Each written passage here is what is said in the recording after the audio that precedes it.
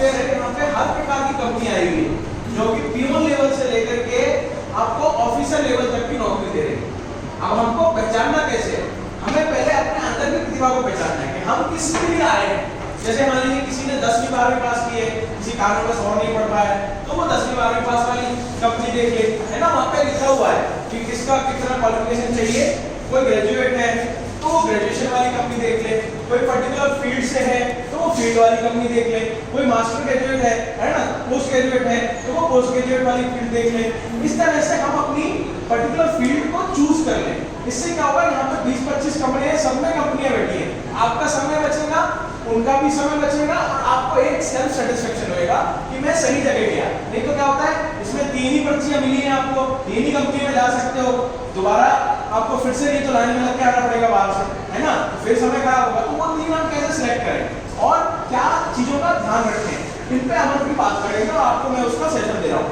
हमें क्या ध्यान रखना है, सबसे पहले तो हमें हमारा एम क्लियर होना चाहिए, हम किस हिसाब से आए हैं। अगर हम 10वीं पास हैं तो 10वीं पास के हिसाब से हमें नौकरी चाहिए, बीकानेर शहर में चाहिए, बीकानेर के बाहर जा सकते हैं या हम आसपास के एरिया में जा सकते हैं, वो चीज हमें ध्यान में रखते हैं, हमें उसको बताना है, उसी कंपनी के पास जाना है। हम अगर 12वीं पास है तो 12वीं पास में किस पर्टिकुलर नौकरी के लिए वो बुला रहा है, हम किसके लिए सक्षम है, हम कहाँ जा सकते हैं, कहाँ नहीं जा सकते हैं, वो चीज हमें ध्यान रखनी है। अब आती है ग्रेजुएशन की बात, तो ग्रेजुएशन की भी बीकानेर शहर की बहुत सी कंपनियां हैं, बीकानेर से बाहर की भी कंपनियां हैं, कुछ आईटी कंपनी भी है, कुछ नॉन आईटी भी है।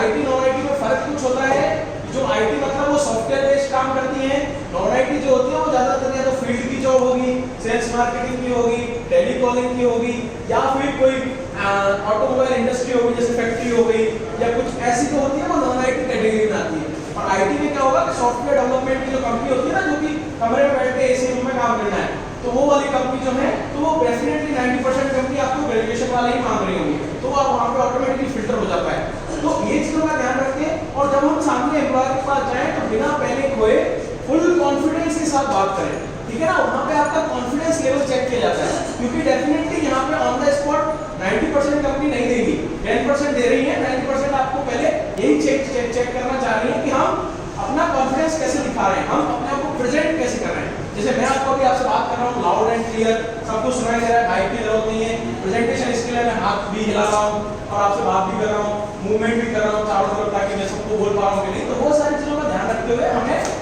उनसे बात करनी है। दूसरा, अपने साथ में अपना सीवी जरूर लेके जाएं, रिज्यूम जिसको बोलते हैं, बायोडाटा, सीवी, रिज्यूम, वो जरूर लेके जाएं ताकि वो आपको देख सके और आपसे बात करने के लिए उनके पास कुछ हो। नहीं तो क्या होगा, उसमें समय खराब, क्योंकि अभी जॉब फेयर है तो सबके पास इतना टाइम नहीं है जैसे कंपनी में रहता है कि आधे घंटे आपका इंटरव्यू ले सके, है ना। उसको ध्यान में रखते हुए हमें हमारा रिज्यूम जरूर लेके आना। अगर कोई नहीं ला पाया बाई चांस तो जाकर के छोटा सा प्रिंट आउट यहाँ से ले सकते हो, पास में हुआ है ना, और ले आए हो तो बहुत अच्छी बात है, नहीं लाए हो। और एक चीज और ध्यान रखें, अगर हमें लगता है कि कॉन्फिडेंस है कि हमारा इस कंपनी में हो रहा है, तो उनसे एक छोटा सा रिक्वेस्ट करें, सर अगर हो सके तो आप अपना नंबर या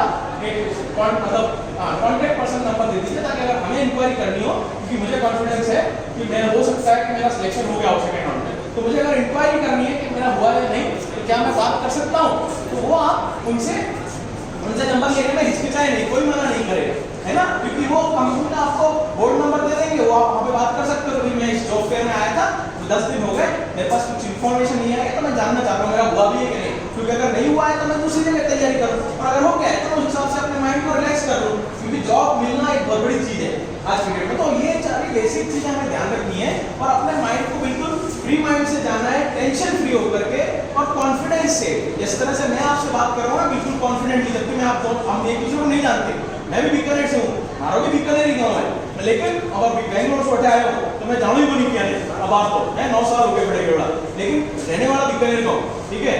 मैं एमटेक ये मरुधर इंजीनियरिंग कॉलेज, फिर भी मैं आपसे बात कर रहा हूँ अनजान की तरह, है ना। तो वैसे ही, लेकिन मैं आपसे कॉन्फिडेंटली बात कर रहा हूँ जैसे मैं आपको रोज देखता हूँ, रोज जानता हूँ, है ना भाई साहब, क्यों सर, सही बात है ना।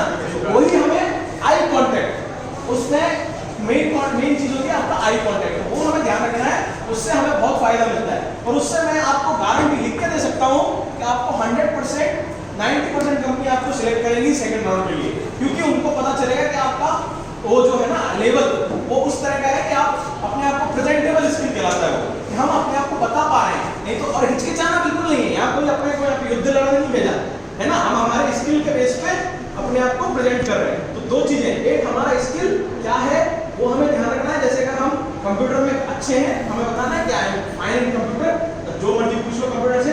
एक्सेल क्या होती है, पावर पॉइंट, जैसे मान लीजिए कोई कंप्यूटर ऑपरेटर के बारे में नौकरी लेना है तो कंप्यूटर ऑपरेटर से ये पूछेगा ना भाई एक्सेल कैसे चल रहा है, पावर पॉइंट कैसे चलेगा, या एक्सेल में डाटा एंट्री कैसे होती है, या मान लीजिए प्लस माइनस करना है तो कौन सा साइन लगाना है। तो इस तरह से एक लाइव एग्जांपल बता रहा हूं, वो चीज हमें अच्छे से बता रहा हूं। कुछ नहीं पता है तो झिझको मत।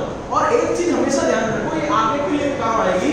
अपने रिज्यूम में, अपने सीवी में किसी पड़ोसी के कहने पर कुछ मत लिखो कि वही आपको लगे कि वो बोल रहा है कि ये लिख दो तो शायद सिलेक्शन हो जाए। नहीं, क्योंकि जब मेरे जैसा, मैं भी एक एचआर ही हूँ और ये आपका दिख भी रहा है बिल्ला एम्प्लॉय, तो मैं भी एक कंपनी की तरफ से आया हूँ यहाँ पे, लेकिन मैं काउंसलर भी हूँ, लोगों के साथ काउंसलिंग भी करता हूँ, इसलिए मैंने समय निकाल के आपकी काउंसलिंग भी ले रहा हूँ। तो उसमें क्या होता है कि आपने जो रिज्यूम में लिखा है ना वो जरूर आपसे पूछा जाता है। तो अगर हमने नहीं लिखा है तो भले ही नहीं पूछे, और अगर वो पूछे तो हम मना कर सकते हैं, लेकिन अगर लिख दिया फिर हम नहीं बता पाए तो वो हमारे नेगेटिव में जाता है। इसलिए जो हमें आता है वो हमें बताना चाहिए और वही लिखना चाहिए, हमें डरना नहीं है। अरे कोई बात नहीं, आपको आता होगा इसलिए आपने लिखा, मुझे नहीं आता मैं नहीं लिख रहा। और अगर फिर भी अगर लगता है कि लिखने से कुछ फर्क पड़ता है तो उसको बेसिक नॉलेज में लिखो कि हाँ बेसिक जानकारी है।